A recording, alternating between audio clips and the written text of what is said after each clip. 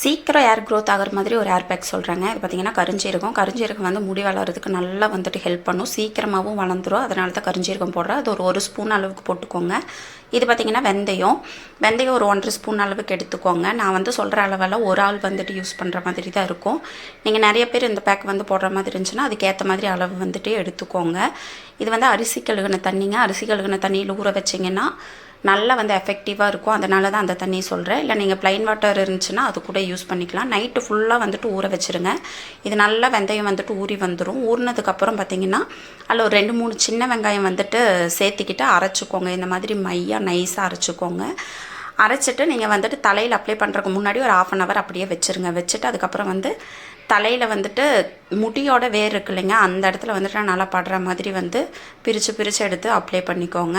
Apply பண்ணிவிட்டு எவ்வளோ நேரம் விடணுன்னா ஒரு 20 minutes விட்டுருங்க. விட்டுட்டு வாஷ் பண்ணும்போது ஷாம்பு யூஸ் பண்ண தேவையில்லை. நீங்கள் நெக்ஸ்ட் டே வந்து யூஸ் பண்ணுங்கள். இப்படி வீக்லி ஒன்ஸ் பண்ணுங்கள். சீக்கிரம்